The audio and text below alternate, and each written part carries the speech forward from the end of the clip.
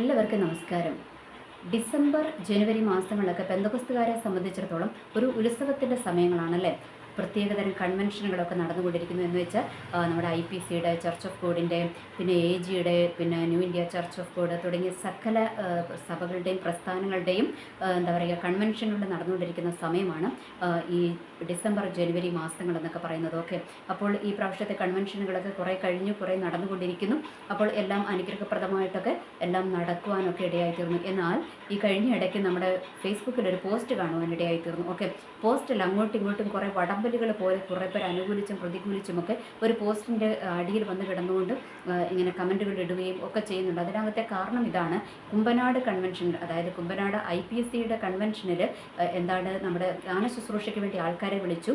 അവരെ വിളിച്ച സമയത്ത് അവർക്ക് പൈസ കൊടുത്തില്ല, അവർക്ക് പ്രതിഫലം കൊടുത്തില്ല എന്ന് പറഞ്ഞുകൊണ്ട് ആണ് വിഷയം. അതാണ് വിഷയം. അപ്പോൾ ആ ഒരു വിഷയമാണ് ഇവരിങ്ങനെ ചർച്ച ചെയ്തുകൊണ്ടിരിക്കുന്നത്. ഓക്കെ, അപ്പോൾ അതിനകത്ത് രണ്ട് അഭിപ്രായം പറയുന്നുണ്ട്. ഒരു കൂട്ടർ പറയുന്നു ദൈവത്തിൻ്റെ വേലയല്ലേ, അത് നമ്മൾ എന്താണ് പൈസയ്ക്ക് വേണ്ടി ചെയ്യേണ്ടതല്ല എന്ന് ഒരു കൂട്ടർ പറയുന്നു.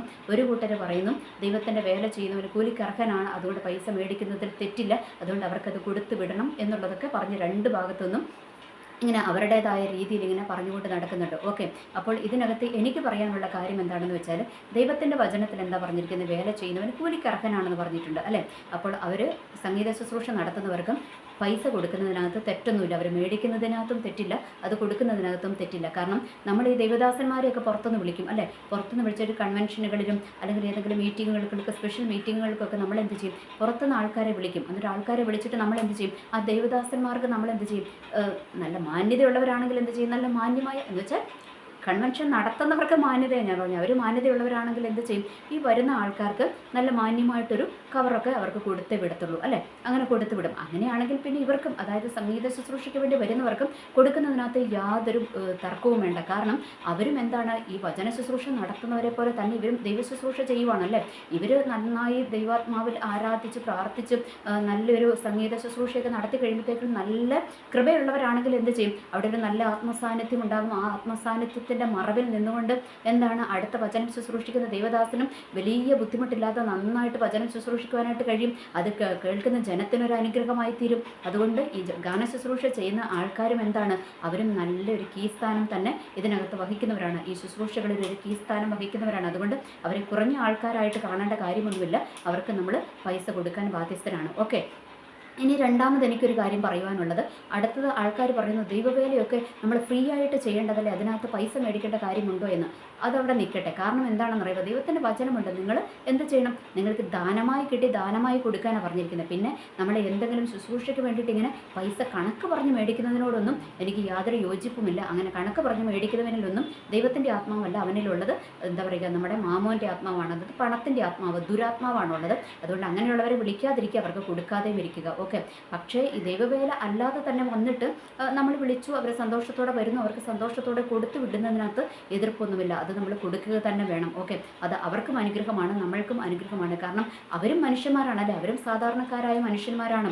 അവരും എങ്ങനെയെങ്കിലുമൊക്കെ ഒന്നെങ്കിൽ നല്ല കുടുംബത്തിൽ നിന്ന് ഞാൻ വെച്ചതും ചിലപ്പോൾ നല്ല പൈസ ഉള്ളവരായിരിക്കും. ഈ ശുശ്രൂഷിക്കാൻ വരുന്ന ദേവദാസന്മാരോ പാട്ടുകാരോ ആരും ആകട്ടെ, അവർ ചിലപ്പോൾ നല്ല പൈസ ഉള്ളവരായിരിക്കും. ചിലപ്പോൾ അവരുടെ കയ്യിൽ ഒന്നും പൈസ കാണത്തില്ല. അവർ ഇതുകൊണ്ട് കിട്ടുന്ന ആ ഒരു സ്തോത്ര കാഴ്ച കൊണ്ട് ഇതിൽ നിന്ന് കിട്ടുന്ന ആ പൈസ കൊണ്ട് ജീവിക്കുന്നവരായിരിക്കും. ഓക്കെ, അങ്ങനെയുള്ളവരെ നിരാശപ്പെടുത്തേണ്ട കാര്യമൊന്നുമില്ല അല്ലേ. ഇനിയിപ്പം അവർ ഓട്ടോയിലാണ് വരുന്നെങ്കിൽ ഓട്ടോ ചേട്ടൻ്റെ അടുത്തിട്ട് ഓട്ടോ ചേട്ടൻ എത്ര പൈസയാകുന്നു, എത്ര പൈസ, ഇനിയിപ്പോൾ 50 രൂപയോ 100 രൂപയോ അല്ലെങ്കിൽ 250 രൂപയോ ഓട്ടോക്കൂലി ആയി എന്ന് പറയുമ്പോൾ നമ്മളവിടെ കണ്ണടച്ച് നിന്ന് രണ്ട് പ്രാർത്ഥനയും പ്രാർത്ഥിച്ച് പ്രൈസ്തലോടും പറഞ്ഞ് ഒരു അന്യഭാഷ പറഞ്ഞാൽ ചേട്ടൻ ഇവിടുന്ന് പോകുകയില്ല. ഓട്ടോ ചേട്ടൻ എന്ത് കൊടുക്കണം? പുള്ളി പറഞ്ഞ ചാർജ് നമ്മൾ കൊടുക്കണം എന്ന് പറയുന്നത് പോലെ ഇനിയിപ്പോൾ കാറുള്ളവരാണെങ്കിൽ ആ കാറും കൊണ്ട് വന്നിട്ട് അതിന് പെട്രോൾ അടിക്കണം അല്ലേ. പെട്രോൾ പമ്പിൽ ചെന്നിട്ട് രണ്ട് അന്യഭാഷയിൽ പറഞ്ഞിട്ട് ഞാൻ ഇത്രയും നേരം പറഞ്ഞ അന്യഭാഷയ്ക്ക് അല്ലെങ്കിൽ ഇത്രയും നേരം പ്രാർത്ഥിച്ച പ്രൈസ്തലോടിന് അല്ലെങ്കിൽ പറഞ്ഞ പ്രാർത്ഥനയ്ക്കുള്ളതിൻ്റെ പെട്രോൾ അടിച്ചോളാൻ പറഞ്ഞാൽ അവരടിക്കുമോ? അടിക്കുകയില്ല.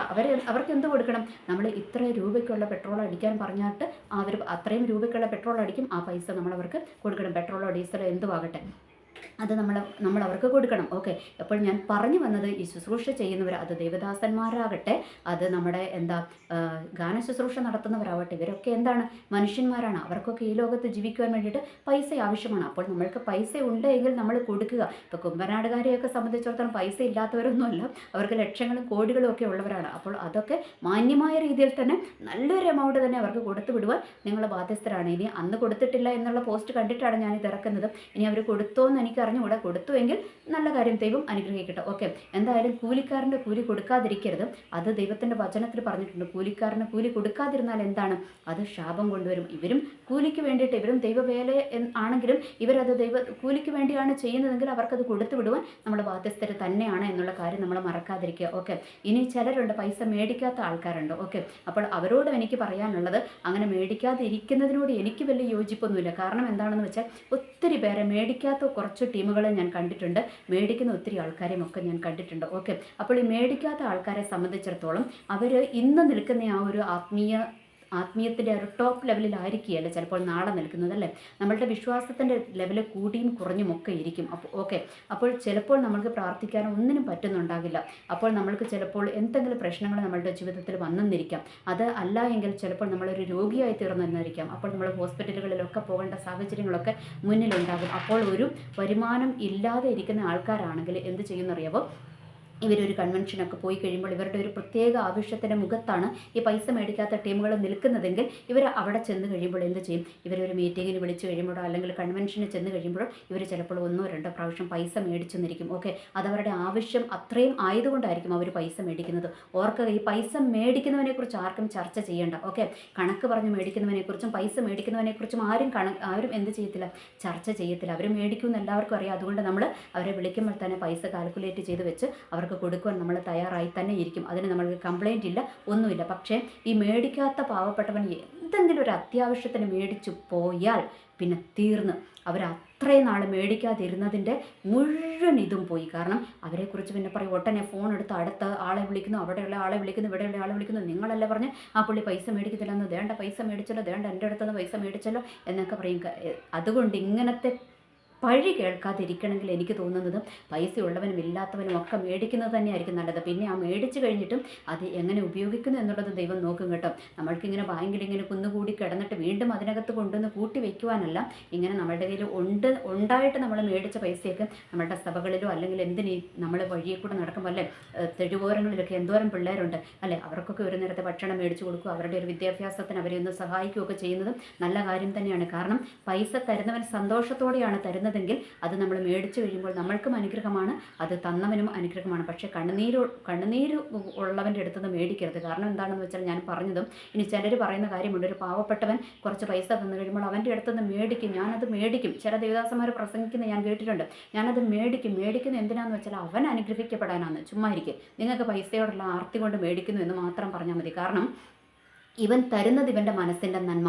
ആ നന്മ അപ്പം തന്നെ ആര് കണ്ടു കഴിഞ്ഞു?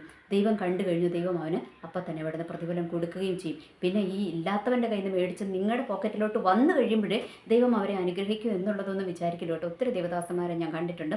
പാവപ്പെട്ട ആൾക്കാരുടെ അടുത്തുനിന്ന് പൈസ മേടിച്ചിട്ട് അത് പ്രാർത്ഥിച്ചിട്ട് അവർക്ക് തന്നെ മടക്കി കൊടുക്കും, അല്ലെങ്കിൽ തൻ്റെ കയ്യിലുള്ളത് കൂട്ടി കുറച്ചുകൂടി അവർക്ക് കൊടുക്കുന്ന ഒത്തിരി ദേവദാസന്മാരെ ഞാൻ കണ്ടിട്ടുണ്ട് കേട്ടോ. അതുകൊണ്ട് തന്നെയാണ് പറയുന്നത്. ഓക്കെ. അപ്പോൾ അതുകൊണ്ട് ഈ പാവപ്പെട്ടവൻ്റെ കയ്യിൽ നിന്ന് മേടിക്കുന്നത് അവനെ അനുഗ്രഹിക്കാനെന്നുള്ളതൊക്കെ വിട്, അത് നിങ്ങളുടെ പൈസയോടുള്ള ആർത്തിയാണെന്ന് മാത്രം പറഞ്ഞാൽ മതി. ഓക്കെ. അതവിടെ നിൽക്കട്ടെ. ഇതെന്തായാലും മേടിക്കുന്നവനോ മേടിക്കാത്തവനോ എന്താണെങ്കിലും ആകട്ടെ, അത് ദൈവം നിങ്ങളുമായിട്ട് കണക്ക് തീർക്കേണ്ടതാണ്. ഞാൻ ജസ്റ്റ് ഒന്ന് പറഞ്ഞു എന്ന് മാത്രമേ ഉള്ളൂ. ഓക്കെ. ആരെങ്കിലും എന്തെങ്കിലുമൊക്കെ ഒന്ന് പറഞ്ഞാലല്ലേ, എന്തെങ്കിലും ഒന്ന് ചിന്തിക്കുവാണെങ്കിൽ ഒന്ന് ചിന്തിച്ചോട്ടെ എന്ന് വിചാരിച്ച് മാത്രം ഞാനൊന്ന് പറഞ്ഞതേ ഉള്ളൂ. ഓക്കെ. അതവിടെ നിൽക്കട്ടെ. ഇനി രണ്ടാമത്തെ കാര്യം, ഈ ഗാന ശുശ്രൂഷ എന്ന് പറയുന്നത്. ഈ കഴിഞ്ഞിടയ്ക്ക് സോഷ്യൽ മീഡിയയിൽ ഒരു വീഡിയോ കാണുവാനിടയായിത്തീരുന്നത്, ഒരു പെൺകൊച്ച് എന്താണ്, ഒരു വർഷിപ്പ് നടത്തുന്നതാണ്. അവരുടെ പാൻറ്റും ഷർട്ടും ഒക്കെ ഇട്ടിട്ട് ഇങ്ങനെ നിന്നിട്ട് സ്റ്റേജിൽ നിന്നിട്ട് വർഷിപ്പ് നടത്തുന്നത്. ഏതോ ഒരു കൺവെൻഷനാണ്, ഏതാണെന്നുള്ള പേരൊന്നും നമ്മൾക്ക് അതിനകത്ത് കാണുവാൻ കഴിയുന്നില്ല. അപ്പോൾ ഈ പോസ്റ്റ് ഇട്ടേക്കുന്നത് ഒരു അന്യമതസ്ഥനായ ഒരു വ്യക്തിയാണ് ഈ പോസ്റ്റ് ഇട്ടേക്കുന്നത്. ഓക്കെ. ഈ വീഡിയോ ഇട്ടേക്കുന്നത്. അപ്പോൾ ഇതിൻ്റെ പൊക്കത്തിൽ അദ്ദേഹം കൊടുത്തിരിക്കുന്ന ക്യാപ്ഷൻ എങ്ങനെയാണ്, ഓൾറെഡി യേശുക്രിസ്തുവിനെ ക്രൂശിച്ച് കഴിഞ്ഞു, ഇനി ഇനി ഈ വിധത്തിലും കൂടി അദ്ദേഹത്തെ ക്രൂശിക്കണോ എന്നാണ് ചോദിച്ചിരിക്കുന്നത്. എന്ന് വെച്ചാൽ കാണുന്നവർക്കോ കേൾക്കുന്നവർക്കോ യാതൊരു വിധത്തിലുള്ള ആത്മീയ വർധനയും നടത്താത്ത എന്തോ കാട്ടിക്കൂട്ടലാണ് ഈ പെങ്കൊച്ച് അവിടെ കിടന്ന് നടത്തിയിരിക്കുന്നതെന്ന് ചുരുക്കം. ഓക്കെ, അതുകൊണ്ടാണല്ലോ ഇത് ദൈവത്തെക്കുറിച്ച് അറിയാൻ വയ്യാത്ത ക്രിസ്ത്യാനി അല്ലാത്ത ഒരു വ്യക്തി ഇങ്ങനെ ഒരു പോസ്റ്റ് ഇടണമെങ്കിൽ നിങ്ങളൊന്ന് ഓർത്ത് നോക്കും. നമ്മൾ പോലും ദൈവത്തിന് കൊടുക്കാത്ത ബഹുമാനമാണ് അവരെന്ത് കൊടുത്തിരിക്കുന്നതും യേശു ക്രിസ്തുവിന് കൊടുത്തിരിക്കുന്നത്. പിന്നെ അതിൻ്റെ താഴെ വന്നിരിക്കുന്ന കമൻറ്റുകൾ എൻ്റെ പൊന്നു പെറ്റ തള്ള സഹിക്കത്തില്ല. അമ്മാതിരി കമൻറ്റുകൾ. ആ കൊച്ചിനെ വിളിക്കാത്ത ചീത്തയില്ല. ഓക്കെ, അത്രയും അതിൻ്റെ അടിയിൽ അവർ പറഞ്ഞു വെച്ചിട്ടുണ്ട്. ഓക്കെ, ആ പെങ്കൊച്ച് ഏതോ ഒരു പാസ്റ്ററുടെ മോളാന്നൊക്കെയാണ് പറയുന്നത്. ഓക്കെ, അപ്പോൾ അത്രയും ചീത്ത പറഞ്ഞിട്ടുണ്ട്. അതിനകത്ത് ക്രിസ്ത്യൻ പേരുള്ളവരുമുണ്ട്, പേരില്ലാത്തവരുണ്ട്. ഓക്കെ, അപ്പോൾ ഇവരെല്ലാം പറഞ്ഞു വെക്കുന്ന ഒരു കാര്യമാണ്, എന്തിനാണ് യേശു ക്രിസ്തുവിനെ ഇതുപോലെ സമൂഹത്തിൻ്റെ മുൻപിൽ നിങ്ങളിങ്ങനെ അവഹേളിക്കുന്നത് എന്നാണ് ഇവർ ചോദിച്ചിരിക്കുന്നത്. അപ്പോൾ ഞാൻ ചോദിക്കുന്നൊരു ക്വസ്റ്റ്യൻ എന്താണ്, ഞാൻ ചോദിക്കട്ടെ, നമ്മൾ ഒരു കൺവെൻഷൻ നടത്തുന്നത് എന്തിനാണ്? ഒന്നുകിൽ നമ്മുടെ സഭയ്ക്കകത്ത് അല്ലെങ്കിൽ നമ്മുടെ പ്രസ്ഥാനത്തിനകത്ത് മാനസാന്തരപ്പെട്ടതും പെടാത്തതും ഒക്കെ ഇഷ്ടം പോലെയുണ്ട് അല്ലേ?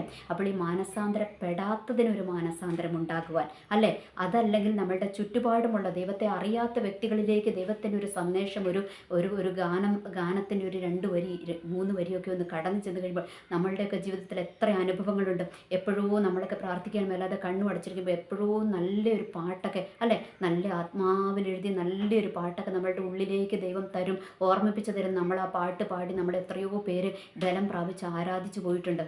അപ്പോൾ ഈ പാട്ട് നടത്തുന്നവരെയും അവർ തിരഞ്ഞെടുക്കുന്നവരെയും എങ്ങനെയുള്ളതായിരിക്കണം?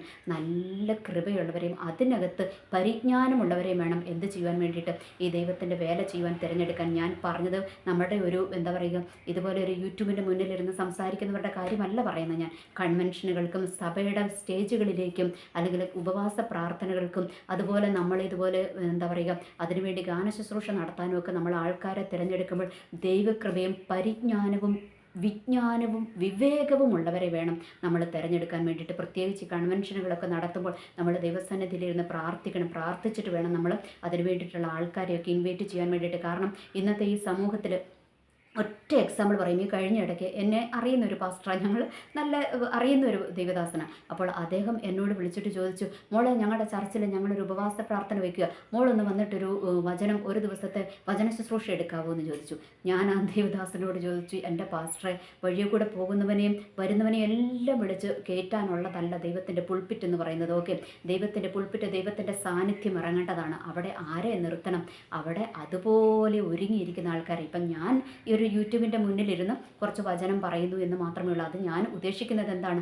വചനം അറിയാത്ത സാധാരണക്കാരായ ആൾക്കാരുടെ, വിശ്വാസികളല്ലാത്ത ആൾക്കാരിലേക്ക് ഒരു 2 വചനം കടന്നു ചെല്ലുന്നുണ്ടെങ്കിൽ കിടന്നു ചെന്നോട്ടെ, അല്ലെങ്കിൽ വിശ്വാസത്തിൽ തീരെ തകർന്നു പോയ ആൾക്കാരുണ്ടെങ്കിൽ അവർക്കൊരു അനുഗ്രഹമാകട്ടെ എന്ന് കരുതി മാത്രമാണ് ഞാനിത് ചെയ്യുന്നത്. ഓക്കെ, അപ്പോൾ ഒരു സഭയുടെ പുൾപ്പിറ്റിൽ കയറി നിന്നുകൊണ്ട് വചനം ശുശ്രൂഷിക്കാനുള്ള യോഗ്യതയൊന്നും എനിക്കായിട്ടില്ല പാസ്റ്ററെ എന്ന് ഞാൻ അദ്ദേഹത്തോട് പറയുവാനിടയായിത്തീർന്നു. എനിക്ക് വേണമെങ്കിൽ 2 പോയിട്ട് ഞാൻ നമ്മുടെ സ്കൂളിലൊക്കെ ഞാനൊരു പാർട്ടി പ്രവർത്തകയായിരുന്നു, അവിടെ പ്രസംഗിച്ച് എനിക്ക് ശീലമുണ്ട്. എൻ്റെ സ്കൂളിൽ ഞാൻ പ്രസംഗത്തിന്, കഥാപ്രസംഗം തുടങ്ങി സകലത്തിന് ഫസ്റ്റ് പ്രൈസ് മേടിച്ചിരിക്കുന്ന ആളാണ്. എനിക്ക് നന്നായിട്ട് പ്രസംഗിക്കാൻ അറിയാം. ഇനിയിപ്പോൾ ദൈവവചനം വേണമെങ്കിലും എനിക്ക് അത്യാവശ്യം നന്നായിട്ട് വചനം അറിയാം. 2-3 മണിക്കൂറൊക്കെ വെള്ളം തൊടാതെ നിന്ന് പ്രസംഗിക്കാൻ എനിക്ക് ഒരു ബുദ്ധിമുട്ടുമില്ല. പക്ഷേ അങ്ങനെ ഏതെങ്കിലും ഞാൻ എൻ്റെ ആ ഒരു കഴിവ് പ്രദർശിപ്പിക്കുന്ന ഇടങ്ങളല്ല എന്തെന്ന് പറയുന്നത്. ദൈവത്തിൻ്റെ വചനവുമായിട്ട് കയറി നിൽക്കേണ്ട ദൈവത്തിൻ്റെ പുൾപ്പിറ്റും കൺവെൻഷൻ സ്റ്റേജുകളും. ഓക്കെ, അതുപോലെ കൃപയുള്ളവരെ വിളിച്ചു വേണം ഇത് നടത്തുവാൻ വേണ്ടിയിട്ട്. അതുപോലെ പരിജ്ഞാനമുള്ളവരെ വേണം നമ്മൾ വിളിച്ച് ഇത് നടത്തുവാനായിട്ട്. ആ പെങ്കൊച്ചൊരു പാസ്റ്ററുടെ മോളാണെന്ന് പറഞ്ഞപ്പോൾ ആ പാസ്റ്ററിനോട് എനിക്ക് പറയുവാനുള്ള കാര്യം, ഇനി വേറൊരു ദൈവദാസൻ അതിനെക്കുറിച്ചൊരു ആ കൊച്ചൊരു വീഡിയോ ഇട്ടിട്ട് പറഞ്ഞിട്ടുണ്ടായിരുന്നു, ഇന്ന് എന്തായാലും എത്രയോ ദേവദാസന്മാരുടെ മക്കൾ വഴിതെറ്റി പോകുന്നുണ്ട്, അപ്പോൾ ഈ കൊച്ചു ദൈവത്തിന് വേണ്ടി ഇത്രയെങ്കിലും ഊർജ്ജസ്വലതയോടെ ചെയ്യുന്നുണ്ടല്ലോ അതൊന്നൊക്കെ പറഞ്ഞുകൊണ്ട് ആ മോളെ ദൈവം അനുഗ്രഹിക്കട്ടെ എന്നൊക്കെ പറഞ്ഞുകൊണ്ട് ഒരു പാസ്റ്ററിൻ്റെ ഒരു പോസ്റ്റും കൂടെ കാണുവാനിടയായിത്തീർന്നു. ആ പുള്ളിയുടെയൊക്കെ പോസ്റ്റ് കണ്ടപ്പോൾ എനിക്ക് തോന്നിയത് ഈ പുള്ളിയുടെയൊക്കെ ചർച്ചിലിരിക്കുന്ന വിശ്വാസികളുടെ അവസ്ഥ എന്ന് മാത്രമേ എനിക്കതിനകത്ത് തോന്നിയുള്ളൂ. കാരണം ഞാൻ ആ കൊച്ചിനെ അല്ല തെറ്റ് പറയുന്നത്. ഓക്കെ, കാര്യം നല്ല കാര്യം തന്നെയാണ്. പക്ഷേ നമ്മൾ എവിടെയാണ് നിർത്തുന്നത്? നമ്മൾ നിർത്തുന്നത് ഒരു കൺവെൻഷൻ സ്റ്റേജിലാണ് നിർത്തിയിരിക്കുന്നത്. അത് കേൾക്കുന്നവനും അവിടെ ഇരിക്കുന്നവർക്കും അല്ലെങ്കിൽ ഈ വീഡിയോ കാണുന്നവർക്കും എന്തുണ്ടാകണം? അവർക്കൊരു അനുഗ്രഹമാകണം. അല്ലാതെ തെറി വിളിക്കുന്ന വിധത്തിൽ നമ്മൾ അവിടെ കിടന്നുകൊണ്ട് കാട്ടിക്കൂട്ടും അല്ല ചെയ്യേണ്ട. അവിടെ ഒരു ദൈവസാന്നിധ്യം ഇറങ്ങിയിരുന്നുവെങ്കിൽ, ആ കൊച്ചിലൂടെ ഒരു ദൈവപ്രവൃത്തി അവിടെ നടന്നിരുന്നുവെങ്കിൽ ഇത്രയും തെറി ഇന്ന് ആ കൊച്ചു കേൾക്കേണ്ടി വരത്തുണ്ടായിരുന്നില്ല. ഓക്കെ, ഇനി ഞാനൊരു കാര്യം പറയട്ടെ. ആ കൊച്ചിട്ടേക്കുന്ന വേഷം, അപ്പോൾ പലരും പറയും വേഷത്തിനൊക്കെ എന്താ കുഴപ്പം വരിക്കുന്ന, ഒരു പാൻറ്റും ഷർട്ടും ഇട്ടാൽ കുഴപ്പമുണ്ടോ എന്ന് ചോദിച്ചാൽ കുഴപ്പമുണ്ട്. ദൈവത്തിൻ്റെ വചനത്തിൽ പറഞ്ഞിട്ടുണ്ട്. നിങ്ങൾ വചനം എടുത്ത് വായിക്കുക, അതിനകത്ത് പറഞ്ഞിട്ടുണ്ട് എന്താണ്? സ്ത്രീ പുരുഷൻ്റെ വേഷം കെട്ടരുത്, പുരുഷൻ സ്ത്രീയുടെ വേഷം കെട്ടരുത്. അതിന് രണ്ടർത്ഥമുണ്ട്. ഒന്ന് ആക്ഷരികമായി നമ്മൾ കാണുന്ന വേഷമുണ്ട്. രണ്ടാമത് എന്താണ്? ഒരു സ്ത്രീ ആയിരിക്കുന്ന ആൾ പുരുഷനാകാൻ ശ്രമിക്കരുത്, പുരുഷനായിരിക്കുന്ന ആൾ സ്ത്രീ ആകാൻ ശ്രമിക്കരുത്. നമ്മൾക്ക് ഇന്നറിയാം അതിൻ്റെ എന്താ പറയുക, മെഡിക്കൽ സയൻസ് ഇന്ന് അത്രത്തോളം വളർന്നു അല്ലേ, പുരുഷനെ സ്ത്രീയാക്കാനും സ്ത്രീയെ പുരുഷനാക്കാനും ഒക്കെ വളർന്നു. അപ്പോൾ ആ ഒരു അർത്ഥത്തിലും അത് പറഞ്ഞിട്ടുണ്ട്. രണ്ടാമത് ഇതും പറഞ്ഞിട്ടുണ്ട്, സ്ത്രീ പുരുഷൻ്റെ വേഷം കെട്ടരുത്, എന്താ പറയുക, പുരുഷൻ സ്ത്രീയുടെ വേഷം കെട്ടരുത് എന്ന് പറഞ്ഞിട്ടുണ്ട്. അതുകൊണ്ട് അങ്ങനത്തെ വേഷം കെട്ടി നമ്മുടെ സഭയ്ക്കകത്തോട്ട് കയറരുത്, നമ്മുടെ കൺവെൻഷൻ സ്റ്റേജുകളിലോട്ട് കയറരുത്. അതെനിക്ക് തോന്നുന്നു ആ ദേവദാസന് അറിവില്ലാത്തത് കൊണ്ടാണോ, ഇനി ആ ദേവദാസൻ എന്താണ് അത് ഉദ്ദേശിച്ചതെന്ന് എനിക്കറിഞ്ഞൂടെ. എന്തായാലും ഒരു സാധാ വിശ്വാസിയായി ഞാനൊരു പാസ്റ്ററിനെ ഉപദേശിക്കേണ്ട അവസ്ഥ വന്നതിനെ ഓർത്തും എനിക്ക് തന്നെ ലജ്ജ തോന്നുകയാണ്. എനിക്ക് ആ പാസ്റ്ററിനോട് പറയാനുള്ള കാര്യം എന്താണെന്ന് വെച്ചാൽ, നമ്മൾ പെട്ടെന്ന് തന്നെ പിള്ളേരെ എന്ന് വെച്ചാൽ ഈ മൂക്കുന്നതിന് മുൻപേ പഴിപ്പിക്കാൻ നിൽക്കേണ്ട കാര്യമില്ല. ഓക്കെ, ദൈവദാസന്മാരുടെ മക്കളെല്ലാവരും എങ്ങോട്ട് വരണം, ദൈവവേലയിലോട്ട് വരണം. ഇനി എല്ലാവരും സ്റ്റേജിൽ കയറി നിന്ന് പാട്ട് പാടുന്നതും ഇനി മൈക്കെടുത്ത് പ്രസംഗിക്കുന്നതും മാത്രമാണോ ദൈവത്തിൻ്റെ വേല? അല്ലേ ദൈവവേലയ്ക്ക് വേണ്ടി കൈത്താങ്ങൽ കൊടുക്കുന്നത്, അല്ലെങ്കിൽ ഒരു എന്താ പറയുക, നമ്മൾ ആയിരിക്കുന്നിടത്ത് എനിക്കറിയാം എത്രയോ പാസ്റ്റർമാരുടെ മക്കളും ശുശ്രൂഷയിലൊന്നും അല്ലാത്തവരെ എത്രയോ പേര് എനിക്കറിയാം ഈ ഹോസ്പിറ്റലുകളിൽ കിടന്നിട്ട് രോഗികളുടെ അടുത്ത് പോയിട്ട് അവർക്ക് വേണ്ടി പ്രാർത്ഥിക്കുകയും അവർക്ക് വേണ്ടി ആഹാരം വാങ്ങിച്ചു കൊടുക്കുകയും അവർക്ക് വേണ്ടി തങ്ങളാൽ ആകുന്ന വിധത്തിൽ സാമ്പത്തികമായി സഹായിക്കുകയും ചെയ്യുന്ന എത്രയോ പാസ്റ്റർമാരുടെ മക്കളുണ്ട്. അവർ ചെയ്യുന്നതും ശുശ്രൂഷയല്ലേ? അതും ശുശ്രൂഷയാണ്. കാരണം ദൈവത്തിൻ്റെ വചനത്തിൽ എന്താ പറഞ്ഞിരിക്കുന്നത്? എൻ്റെ നാമത്തിൽ ഒരു ഗ്ലാസ് വെള്ളം കുടിക്കാൻ കൊടുത്താൽ അതും എന്താണ്? അതും ദൈവവേല തന്നെയാണ്, അതിനും പ്രതിഫലം ലഭിക്കുമെന്നാണ് പറഞ്ഞിരിക്കുന്നത്. ഓക്കെ, അതുകൊണ്ട് സ്റ്റേജിൽ കൺവെൻഷനുകളിൽ കയറി പാടുന്നതും അവിടെ കയറി പ്രസംഗിക്കുന്നതും മാത്രമല്ല ദൈവവേല എന്ന് നിങ്ങളൊന്ന് അറിഞ്ഞിരിക്കുക. ഓക്കെ, അപ്പോൾ ആ മോള് തെറ്റിപ്പോയിട്ടൊന്നുമില്ല. ഓക്കെ, ശരിയാണ്. പക്ഷേ ഇങ്ങനെയല്ല കയറ്റി നിർത്തേണ്ടത്. ഇനി രണ്ടാമത്തെ കാര്യം, ആ കൊച്ച് ഏതോ ഒരു പാട്ട് പാടി കഴിഞ്ഞിട്ട് ആ പാട്ടൊക്കെ പാടിയ സ്റ്റൈൽ അത് എഴുതിയ ആൾക്കാരൊക്കെ വേണമെങ്കിൽ വന്നിട്ട് അടിക്കും. അതുപോലെ പിന്നെ ഇത് ഈ വർഷിപ്പ് നടത്തുന്ന അല്ലെങ്കിൽ ഗാന ശുശ്രൂഷ നടത്തുന്ന ഒട്ടുമിക്ക ആൾക്കാരുടെയും ഒരു കാര്യം. ഓക്കെ, നിങ്ങൾ സ്വയം എഴുതിയേക്കുന്ന പാട്ടിന് നിങ്ങൾ ഏത് ട്യൂണെങ്കിലും കൊടുക്കും. അല്ലെങ്കിൽ ഭക്തന്മാർ അവരുടെ ജീവിത സാഹചര്യങ്ങളിൽ നിന്ന് ദൈവാത്മാവിൽ എഴുതി അവർ ട്യൂൺ കൊടുത്ത പാട്ടുകൾ നിങ്ങൾ കയറി നിന്നിട്ട് വികലമാക്കരുത്. അതൊരു അപേക്ഷയാണ്. കാരണം അത് വികലമാക്കരുത്. അത് ദൈവാത്മാവിൽ അവർ എഴുതിയ പാട്ടുകളാണ്. ഓക്കെ, എല്ലാവരും എഴുതി ട്യൂൺ ചെയ്ത പാട്ടൊക്കെ കയറിയിട്ട് നിങ്ങളുടെ തോന്നുന്ന പോലെ ആക്കരുത്. ഓക്കെ, ഇനി രണ്ടാമത് ഞാൻ ആ കൊച്ചിൽ കണ്ട ഒരു കാര്യം, ആ കൊച്ചും കയറി നിന്നു. തമ്പാറടിയുടെ ആ ഒരു ഇൻസ്ട്രുമെൻറ്റ് മ്യൂസിക്കിൻ്റെ ഇത് വന്നു. കൊച്ച് അപ്പം തന്നെ നമ്മുടെ ഈ DJ ഡാൻസ് ഒക്കെ നടത്തുന്നത് പോലെ ഇതാണ് ആദ്യം മുഖഭാവം, ഇതാണ് മയക്കും വെച്ചിട്ട് ഇത്. നെക്സ്റ്റ് ഒരു വരി പാടി അടുത്തത് കണ്ണും തുറന്ന് വെച്ചിട്ട് കൊച്ചാണ്ട് അന്യഭാഷ പറയുന്നു. എന്താണ് നിങ്ങളോട്? അതെനിക്ക് അവരോട് മാത്രമല്ല, പൊതുവെ വർഷിപ്പ് നടത്തുന്നവർക്കൊരു മിഥ്യാധാരണയുണ്ട്, ഗാനശുശ്രൂഷ നടത്തുന്നവർക്കൊരു മിഥ്യാധാരണയുണ്ട്. നിങ്ങളൊരു പാട്ട് പാടിയിട്ട് പുട്ടിന് പീര ഇടുന്നത് പോലെ രണ്ട് അന്യഭാഷ പറഞ്ഞില്ലെങ്കിൽ നിങ്ങൾ ആത്മീയരല്ല, അനാത്മീയരാണ് ബാക്കി എന്താ പറയുക സദസ്സിലിരിക്കുന്ന ആൾക്കാർ അല്ലെങ്കിൽ സ്റ്റേജിലിരിക്കുന്ന ദേവദാസന്മാർ വിചാരിക്കുമെന്നുള്ള മിഥ്യാധാരണ നിങ്ങൾ എടുത്തു മാറ്റ്. ഈ അന്യഭാഷ എന്ന് പറയുന്നത് ദൈവം നമ്മൾക്ക് തരുന്നൊരു ദാനമാണ് കേട്ടോ. അത് അന്യഭാഷ കിട്ടാത്തവരോട് നമ്മളൊന്ന് ചോദിച്ചു നോക്കണം. അവർ എത്ര അതിനകത്ത് കൊതിക്കുന്നുണ്ടെന്നറിയാവോ? ഈ അന്യഭാഷയ്ക്ക് വേണ്ടി അവർ എത്ര ആഗ്രഹിക്കുന്നുണ്ടെന്നറിയാവോ?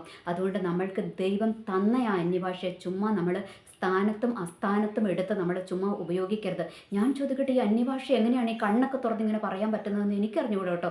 എനിക്ക് അന്യഭാഷ കിട്ടിയിട്ടുണ്ട്, പക്ഷേ എനിക്കൊരിക്കലും അങ്ങനെ പറയാൻ അറിഞ്ഞുകൂടാ കേട്ടോ. ഞാനൊരിക്കലും അങ്ങനെ പറഞ്ഞിട്ടില്ല. കാരണം നമ്മൾക്കറിയാം, നമ്മൾ കുറേ പറഞ്ഞ് പഠിച്ച അന്യഭാഷ, അതായത് കുറേ നമ്മൾക്ക് ദൈവം തന്ന ഒരു അന്യഭാഷ ഒന്നേ ഉള്ളൂ. അത് നമ്മൾക്ക് മാറാതെ എന്താ പറയുക രക്ഷിക്കപ്പെട്ട സമയത്ത് കിട്ടിയ അന്യഭാഷ തന്നെയാണ് നമ്മൾ ഇന്നും കൈകാര്യം ചെയ്തെങ്കിൽ കുറേ കഴിയുമ്പോൾ എന്ത് ചെയ്യും? നമ്മളത് കാണാപ്പാടെ നമ്മൾക്കാകും. അതുകൊണ്ട് നമ്മൾ എന്ത് ചെയ്യും? അത് സ്ഥാനത്തും അസ്ഥാനത്തും ഒക്കെ നമ്മൾ ഇതെടുത്തങ്ങ് പ്രയോഗിക്കും. അല്ല കേട്ടോ. ഞാൻ എൻ്റെ അനുഭവത്തിൽ നിന്ന് പറയുവാണെങ്കിൽ നമ്മൾ ആരാധിച്ച് പ്രാർത്ഥിച്ചൊക്കെ കഴിയുമ്പോൾ എപ്പോഴും ഒന്നും കിട്ടണമെന്നില്ലല്ലേ. കുറച്ച് കഴിയുമ്പോൾ ദൈവത്തിൻ്റെ ആത്മാവിൻ്റെ സാന്നിധ്യം നമ്മളുടെ മേൽ ഇറങ്ങിക്കഴിയുമ്പോൾ നമ്മളൊരു ആത്മാവിൻ്റെ നിറവിലാണ് നമ്മൾ ഈ അന്യഭാഷ പറയുന്നത്. അല്ലാതെ കണ്ണും ഇങ്ങനെ ആക്കിയിട്ട് രണ്ട് അന്യഭാഷ പറയുന്നതിനെക്കുറിച്ചൊന്നും ഞാനിതുവരെയും കേട്ടിട്ടില്ല കേട്ടോ. എനിക്കങ്ങനെ പറയാൻ അറിയത്തുമില്ല. ഓക്കെ, അപ്പോൾ അന്യഭാഷ എന്ന് പറയുന്നത് സ്ഥാനത്തും അസ്ഥാനത്തും പുട്ടിന് പേര് പോലെ ഉപയോഗിക്കേണ്ടതല്ല എന്നുള്ള കാര്യം നിങ്ങൾ മനസ്സിലാക്കുക. ഓക്കെ, ഇനി പാട്ട് കഴിഞ്ഞിട്ട് ഒരു പാട്ട് പാടി ഒരു പാട്ട് പാടിയിട്ട് അതിൻ്റെ ലാസ്റ്റ് അന്യഭാഷ പറയണമെന്ന് എന്താ നിർബന്ധമിരിക്കുന്നത്? അത് ആരാ നിങ്ങളെ പഠിപ്പിച്ചിരിക്കുന്നത്? അന്യഭാഷ പറഞ്ഞില്ലെങ്കിൽ അത് ദൈവത്തിൻ്റെ പരിശുദ്ധാത്മാവ് നമ്മളെ ഗൈഡ് ചെയ്ത് നമ്മൾക്ക് അന്യഭാഷയുടെ ആഴങ്ങളിലേക്ക് ഇറങ്ങിക്കഴിയുമ്പോൾ നമ്മളത് പറഞ്ഞാൽ മതി. ഇല്ല എങ്കിൽ നമ്മൾ പാട്ട് പാടി നിർത്തുക. നിങ്ങൾ അനാത്മികനാണെന്നൊന്നും ആരും മനസ്സിലാക്കത്തില്ല, ആരും അങ്ങനെയൊന്നും ചിന്തിക്കത്തില്ല. കാരണം നിങ്ങൾ അല്ലാതെ തന്നെ അതിനകത്ത് ദൈവകൃപയുള്ളൊരു ദൈവപൈതലൊരു പാട്ട് പാടിയാൽ അതിനകത്ത് അല്ലാതെ തന്നെ ഒരു ആത്മസാന്നിധ്യം ഇറങ്ങുന്നുണ്ട്. ഓക്കെ, ഇനി രണ്ടാമത്തെ കാര്യം എനിക്ക് പറയുവാനുള്ളത് എന്താണെന്നറിയാമോ?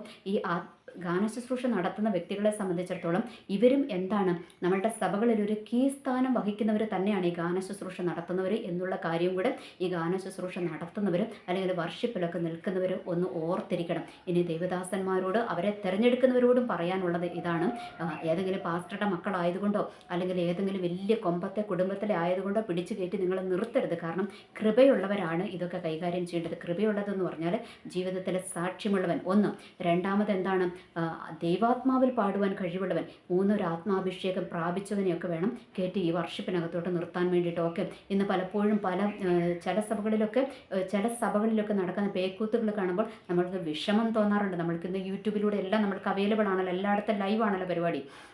അപ്പോൾ നമ്മൾക്കെല്ലാം കാണുമ്പോൾ എത്രയോ സ്ഥലത്ത് ഇപ്പോൾ പ്രത്യേകിച്ച് പെണ്ണുങ്ങൾ കയറി നിന്നിട്ട് എന്താ പറയുക, ഇറുകി പിടിച്ച ചുരിദാറും ഒക്കെ ഇട്ടിട്ട് ഷോള് പോലും മറയ്ക്കേണ്ടതൊന്നും മറയ്ക്കാതെ കടന്നിട്ട് ലിപ്സ്റ്റിക്കും ഇട്ട് നമ്മുടെ പെരുകവും ത്രെഡ് ചെയ്ത് ഒക്കെ കയറി നിന്നിട്ട് കാട്ടിക്കൂട്ടുന്ന കാണുമ്പോഴത്തേക്കും ശരിക്കും വിഷമം തോന്നാറുണ്ട്. ഓക്കെ, അങ്ങനെ നമ്മൾക്ക് ഷോ ഓഫ് കാണിക്കാനും ഫാഷൻ പരേഡ് നടത്താനുള്ള മേഖലയല്ല ഈ വർഷിപ്പ് എന്ന് പറയുന്നത്. ഓക്കെ, അത് ദൈവത്തിൻ്റെ സന്നിധിയിൽ ഒരു വലിയ ശുശ്രൂഷയാണിത്. കാരണം നമ്മൾക്കറിയാം ഇനി അടുത്തത് ഈ കാട്ടിക്കൂട്ടലുകളൊക്കെ നടത്തുന്ന അടുത്ത ടീമുകൾ പറയുന്നത്. ഇനിയിപ്പോൾ ആ കൊച്ചിൻ്റെ വീഡിയോയുടെ താഴെ വന്നിട്ട് കുറച്ച് വർഷിപ്പ് നടത്തുന്നവരാണെന്ന് തോന്നുന്നു, കുറച്ച് പേര് വന്നിട്ട് കമൻറ്റ് ഇട്ടിട്ട് ആ കൊച്ച അങ്ങനെയെങ്കിലും ഒക്കെ ചെയ്യുന്നുണ്ടല്ലോ, ദാവീദ് നൃത്തം ചെയ്ത് ദൈവത്തെ ആരാധിച്ചത്, അതുകൊണ്ട് സ്റ്റേജിൽ കയറിയിട്ട് സ്പ്രിങ് തുള്ളുന്നത് പോലെ 2 തുള്ളൽ തുള്ളിയാൽ ഒന്നും കുഴപ്പമില്ല, അത് ദാവീദ് നൃത്തം ചെയ്ത് ആരാധിച്ചതാണെന്ന് ഇവർ പറഞ്ഞിരിക്കുന്നത്. നിങ്ങൾ കണ്ടോ ദാവീദ് എങ്ങനെ നൃത്തം ചെയ്ത് ആരാധിച്ചതെന്നും? അത് വചനം വായിക്കുമ്പോൾ നമ്മൾക്ക് മനസ്സിലാകും എങ്ങനെയായിരുന്നു അതിനെക്കുറിച്ച് എഴുതിയിരിക്കുന്നത്. ദാവീദിൻ്റെ ആ ഒരു ഇസ്രയേലിൽ നിന്ന് ദൈവത്തിൻ്റെ പെട്ടകം പിടിച്ചുകൊണ്ടുപോയി, ഫെലിസ്തീനെ പിടിച്ചുകൊണ്ടുപോയി അല്ലേ.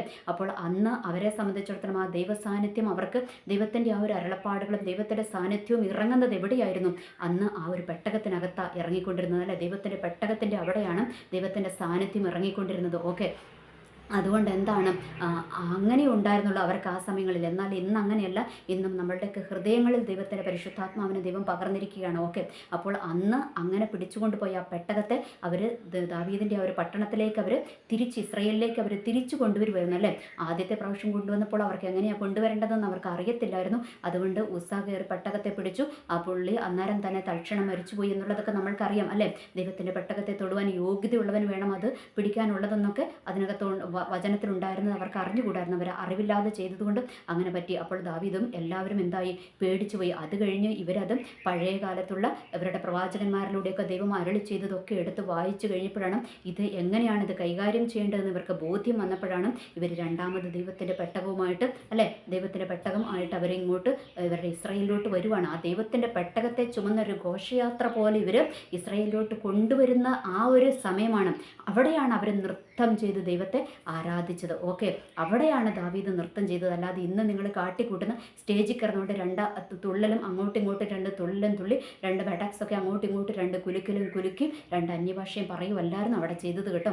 ദാവീദൊക്കെ ഭയഭക്തിയോടെയാണ് കൊണ്ടുവന്നത്. അല്ലാതെ നിങ്ങൾ ഇന്ന് 2 പാട്ടും തമ്പീറിൻ്റെ ഒരു സ്പീഡ് കൂടുമ്പോൾ 2 അങ്ങോട്ടും ഇങ്ങോട്ടും കിടന്ന് ആടുന്നതോ 2 ചാടുന്നതോ തുള്ളുന്നതോ അല്ല ദാവീദിൻ്റെ നൃത്തമെന്ന് എൻ്റെ പ്രിയ സഹോദരങ്ങളോട് ഞാനൊന്ന് ജസ്റ്റ് ഒന്ന് പറയുവാൻ ആഗ്രഹിക്കുകയാണ്. പിന്നെ അതിനുശേഷം നമ്മൾക്ക് ദാവീദിൻ്റെ ആ ഒരു ചരിത്രമെടുത്താൽ നമ്മൾക്ക് വീണ്ടും മനസ്സിലാകും. അത് കഴിഞ്ഞും ദൈവത്തിൻ്റെ പെട്ടകം കൊണ്ടുവച്ചു, ആലയം പണിതു അല്ലേ. ഇതൊക്കെ ഇതിൻ്റെയൊക്കെ സമയത്ത് എന്താണ് ചെയ്തത്?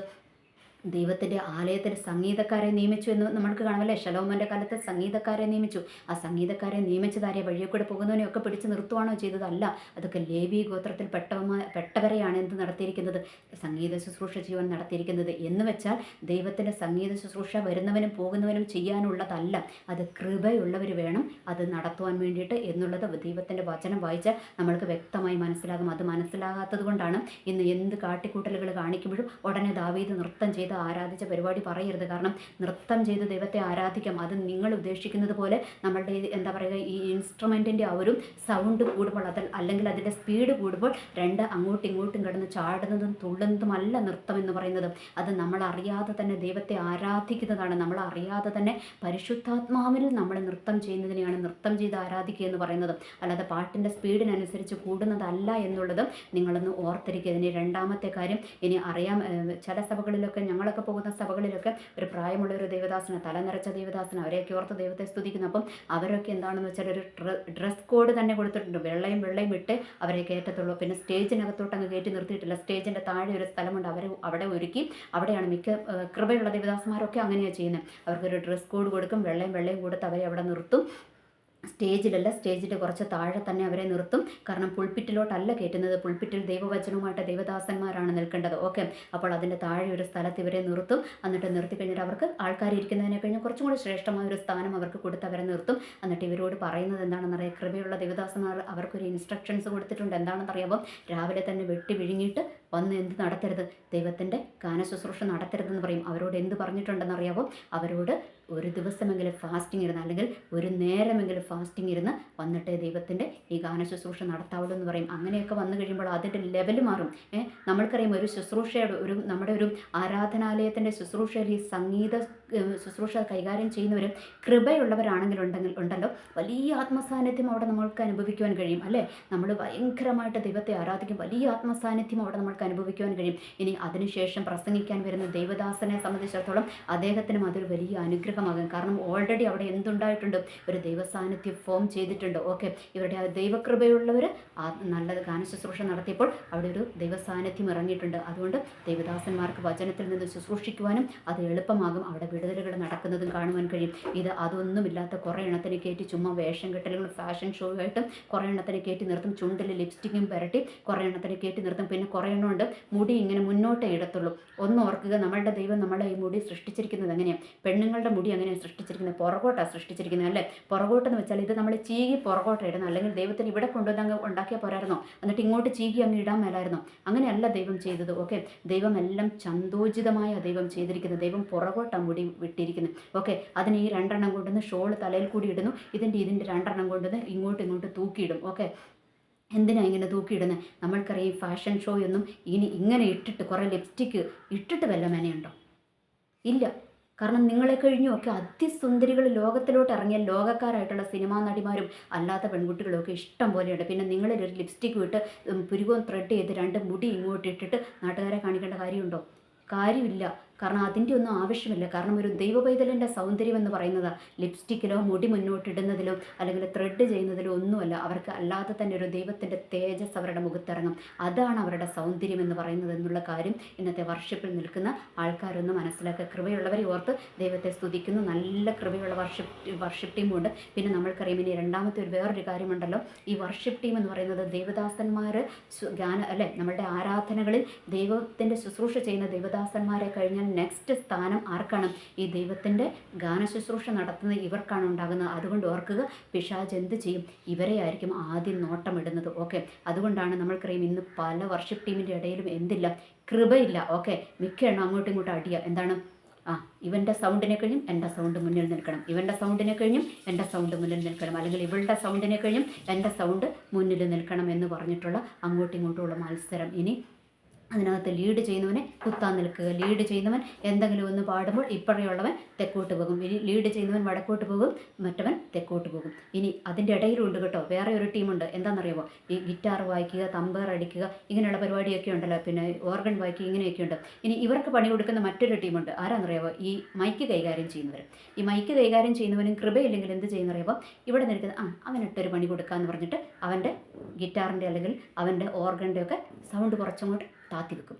എന്നിട്ട് വേറെ സൗണ്ട് അങ്ങ് കയറ്റി വെക്കും. എന്ന് വെച്ചാൽ അസ്ഥാനത്ത് വേറെ സൗണ്ട് കയറ്റി വെക്കും. അങ്ങനത്തെ പരിപാടിയൊക്കെ ഇവന്മാർ ഇവിടെ കിടന്നുകൊണ്ട് ഒപ്പിക്കും. കാരണം അതുകൊണ്ട് എനിക്ക് പറയുവാനുള്ളത് എന്താണെന്ന് വെച്ചാൽ, ഈ ദൈവത്തിൻ്റെ അതായത് വർഷിപ്പ് ചെയ്യുന്നതിനും പിന്നെ എന്താ പറയുക ഈ മൈക്ക് കൈകാര്യം ചെയ്യാനും ഇങ്ങനെ ദൈവ ആലയത്തിലൊക്കെ ഇത് ഓരോന്നിനും കൈകാര്യം ചെയ്യാൻ നിർത്തുന്നവരെ, കൃപയുള്ളവരെ നിർത്തുക. അല്ലെങ്കിൽ ആ ആരാധന വരുന്നവർക്കും അനുഗ്രഹമാകത്തില്ല, ആരാധന നടത്തുന്നവർക്കും അതെന്താകത്തില്ല, ഒരു അനുഗ്രഹമാകത്തില്ല എന്നുള്ള കാര്യം ഓർക്കുക.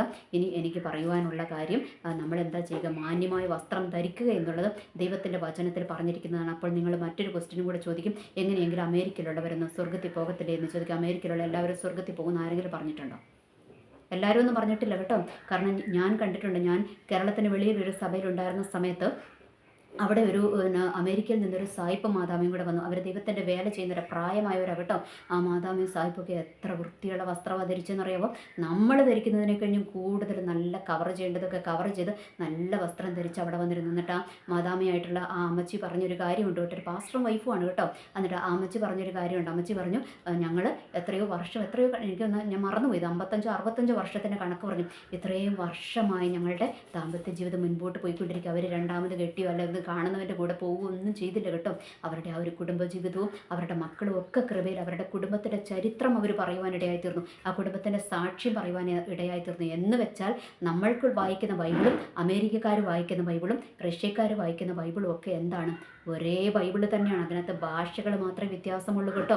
അതുകൊണ്ട് ഇത് എല്ലാവർക്കും മനസ്സിലാകും. അതുകൊണ്ട് ദൈവത്തിൻ്റെ തിരഞ്ഞെടുപ്പിനകത്ത് ഓരോരുത്തരുടെ നാടിൻ്റെ കൾച്ചർ അനുസരിച്ചൊന്നും അല്ല ദൈവം പൊക്കത്തിലോട്ട് കൊണ്ടുപോകുന്നത് എന്നുള്ള കാര്യം കൂടി ഓർക്കുക. ചില ദൈവദാസന്മാരൊക്കെ അമേരിക്കയിൽ പോയിട്ട് വന്നിട്ട് ഇവിടെ വന്ന് പ്രസംഗിക്കുന്നതൊക്കെ ഞാൻ കേട്ടിട്ടുണ്ട്. അമേരിക്കയിൽ ഇച്ചിരിയും തുണി എടുത്തോണ്ട് ആൾക്കാർ നടക്കുന്നത്, അതുകൊണ്ട് അവർ സ്വർഗ്ഗത്തിൽ പോകാതെയൊന്നുമില്ല, അവർ സ്വർഗ്ഗത്തിൽ പോകുമെന്നൊക്കെ പറഞ്ഞിട്ട് ന്യായീകരിച്ച് മെഴുകുന്നതൊക്കെ കണ്ടിട്ടുണ്ട്. അങ്ങനെയൊന്നുമല്ല. ബൈബിൾ എല്ലാവർക്കും ഒന്നാണ്. എല്ലാ ബൈബിളിലും കാര്യങ്ങൾ ഒരുപോലെ തന്നെയാണ് എഴുതി വെച്ചിരിക്കുന്നത്. മാന്യമായ വസ്ത്രം ധരിക്കുക എന്നുള്ളതൊരു ദൈവ പൈതലിന് ദൈവം കൊടുക്കുന്ന ജ്ഞാനമാണ്. എന്താ പറയുക, നമ്മൾ ഓർക്കുക. ഒറ്റ കാര്യം പറയും, ഭൂതഗ്രസ്തൻ നമ്മുടെ ഗദരദേശത്തെ ഭൂതഗ്രസ്തനെ ഉണ്ടല്ലോ, ഈ ഭൂതഗ്രസ്തൻ്റെ ഭൂതം വിട്ടുപോയപ്പോൾ എന്താ ചെയ്തതെന്ന് അറിയാമോ?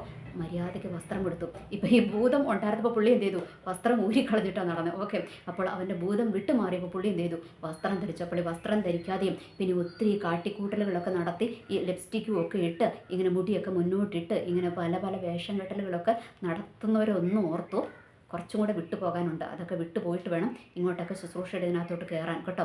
ഇല്ല എങ്കിൽ എന്ത് കൃപ വന്നിട്ട് കൃപ കിട്ടിയിട്ടില്ലെങ്കിൽ കൃപ കിട്ടുന്നിടം വരെ ദൈവസന്നിധിയിലിരിക്കും. നിങ്ങളിനിപ്പോൾ പാട്ടുകാരായിട്ട് കയറിയാൽ നിങ്ങൾ ഏതാണ്ട് വലിയ സംഭവമായി എന്നൊന്നുമല്ല. അത് ദൈവത്തിൻ്റെ ആലയത്തിനകത്ത് നിങ്ങൾക്കൊരു സ്ഥാനം ദൈവം ഒരുക്കി എന്ന് മാത്രമേ ഉള്ളൂ. അല്ലാതെ നാട്ടുകാർ നിങ്ങളെ ഏതോ വിഐപികളാണെന്ന് പറഞ്ഞുകൊണ്ട് നിങ്ങളെ കൊണ്ട് നടക്കത്തൊന്നുമില്ല എന്നുള്ള കാര്യം കൂടെ നമ്മൾ ഓർക്കുക. അതുകൊണ്ട് അവിടെ സ്ഥാനം കിട്ടിയാൽ നിങ്ങൾ ഏതാണ്ട് വലിയ ആളായി എന്നൊന്നും വിചാരിക്കരുത്. കൃപയുള്ളവനെ എന്താക്കും? ദൈവം മാനിക്കും, മറ്റുള്ളവരെ ബഹുമാനിക്കുകയും ചെയ്യും. അത്രയേ ഉള്ളൂ ഇതിനകത്തെ കാര്യം. എനിവേ, എല്ലാവർക്കും നല്ലൊരു ദിവസം ആശംസിക്കുന്നു. നന്ദി, നമസ്കാരം.